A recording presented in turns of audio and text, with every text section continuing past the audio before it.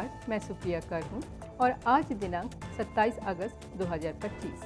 आप देख रहे हैं आज का बाढ़ समाचार। हमारे इस विशेष बुलेटिन में आपका स्वागत है। आज के अंक में हम देश भर में हो रही वर्तमान बाढ़ की स्थिति पर नजर डालेंगे। साथ ही केंद्रीय जल आयोग द्वारा जारी की गई एडवाइजरीज और फ्लड बुलेटिन्स को भी विस्तार से जानकारी देंगे। तो आइए शुरू करते हैं। आज दोपहर तक केंद्रीय जल आयोग की रेड बुलेटिन रिपोर्ट के अनुसार बिहार में धरदा नदी और छत्तीसगढ़ में दंतेवाड़ा नदी रेड अलर्ट यानी अत्यंत गंभीर बाढ़ की स्थिति में है, जबकि उत्तराखंड, उत्तर प्रदेश, बिहार, झारखंड, पश्चिम बंगाल, छत्तीसगढ़, मध्य प्रदेश, ओडिशा, राजस्थान और जम्मू कश्मीर में गंभीर बाढ़ की स्थिति है। इन प्रदेशों के क्षेत्रों में कई नदियां जैसे झेलम, चंबल, गंगा, यमुना, घाघरा, बूढ़ी गंडक, कोसी, सोन, करमनासा, पुनपुन खतरे के निशान से ऊपर बह रही है। जलस्तर और उनके पूर्वानुमान के बारे में अधिक विस्तृत जानकारी के लिए हमारी वेबसाइट पर जाएं, जिसका लिंक नीचे स्क्रीन पर उपलब्ध है। आगे बढ़ने से पहले बात करते हैं पिछले 24 घंटों में वर्षा के आंकड़ों के अनुसार प्रमुख वर्षा प्रभावित क्षेत्रों के बारे में, जो कुछ इस प्रकार के हैं। दक्षिण मध्य तेलंगाना, दक्षिण छत्तीसगढ़ और उससे सटे ओडिशा के हिस्से, दक्षिणी तटीय महाराष्ट्र और तटीय कर्नाटक। आइए अब केंद्रीय जल आयोग द्वारा जारी आज की फ्लड एडवाइजरी पर एक नज़र डालते हैं। शुरुआत करते हैं कर्नाटक से। मानसून धाराओं के तीव्र होने के कारण राज्य के तटीय जिलों में अत्यधिक भारी वर्षा की संभावना जताई गई है। अगले 2 दिनों तक दक्षिण कन्नड़, उत्तर कन्नड़, उडुपी और कोडगु जिले में सीता, गुरपुर, नेत्रावती, हल्दी, संभावी, अघनाशिनी, स्वर, कुमारधारा नदियों में जलस्तर में वृद्धि की चेतावनी जारी की गई है।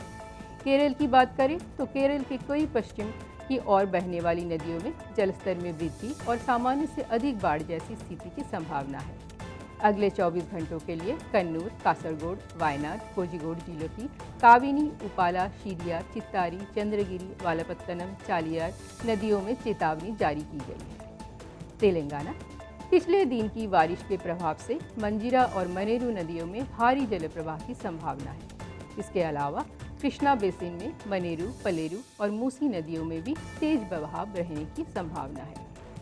छत्तीसगढ़ और ओडिशा से आने वाली सावरी और इंद्रावती नदियों का भारी जल प्रवाह मुख्य गोदावरी नदी तक पहुंचने की उम्मीद है, जिससे जयशंकर, भूपालपल्ली, मुलुगु और बदरथी, कोठागोडम जिले में जलस्तर में वृद्धि और सामान्य से लेकर गंभीर बाढ़ की स्थिति उत्पन्न होने की संभावना है। निजाम सागर और मूसी जलाशय में अगले 2 दिनों तक सीमा से ऊपर जल प्रवाह रहने का अनुमान है।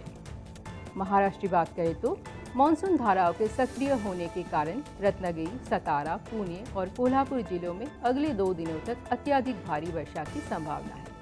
इस वजह से सावित्री, वशिष्ठी, शात्री, काजवी, मछकुंड नदियों में जलस्तर वृद्धि और सामान्य से अधिक बाढ़ की स्थिति बन सकती है। कृष्णा बेसिन में भी भारी जल प्रवाह और बाढ़ की स्थिति की संभावना है, खासकर भीमा, कोयना, वारणा, पंचगंगा नदियों में। कोयना, वीर और उजनी परियोजनाओं में अगले 24 घंटों के दौरान जलागम स्तर थ्रेशोल्ड लिमिट से ऊपर जाने की संभावना है। गढ़चिरौली, गोंदिया, चंद्रपुर और भंडारा जिलों में वनगंगा बेसिन में जल प्रवाह में वृद्धि की संभावना है। अब ओडिशा की स्थिति पर नजर डालते हैं। अगले 24 घंटों के दौरान मलकानगिरी और कोड़ापुट जिले में कोलाब और इंद्रावती नदियों में जलस्तर में वृद्धि और सामान्य से अधिक बाढ़ की स्थिति की संभावना है। छत्तीसगढ़ में कोंडागांव, नारायणपुर, बीजापुर, दंतेवाड़ा, सुकमा, राजनांदगांव और कांकेर जिले में सावरी, इंद्रावती और महानदी नदियों में तेज जल प्रवाह की संभावना है। उत्तराखंड, अगले 2 दिनों के दौरान चमोली, बागेश्वर और पिथौरागढ़ जिले में अलकनंदा और शारदा नदी में जलस्तर में वृद्धि तथा सामान्य से गंभीर बाढ़ की स्थिति होने का संभावना है। जम्मू कश्मीर क्षेत्र में वर्षा गतिविधि कम हो गई है। वर्तमान में अनंतनाग जिले के झेलम नदी के 2 CWC साइटों पर गंभीर बाढ़ की स्थिति बनी हुई है, लेकिन जलस्तर घट रहा है। यही थी आज की बाढ़ की स्थिति की सूचना। आप सभी से निवेदन है कि केंद्रीय जल आयोग द्वारा उपयोग किए जाने वाले महत्वपूर्ण शब्दों और पारिभाषिक शब्दावली को समझने के लिए हमारा परिचयात्मक वीडियो अवश्य देखें, जिसका लिंक आपको नीचे गए डिस्क्रिप्शन बॉक्स में मिल जाएंगे। सूचित रहे, सुरक्षित रहे और हम आपको अगले बुलेटिन में मिलेंगे। तब तक के लिए धन्यवाद।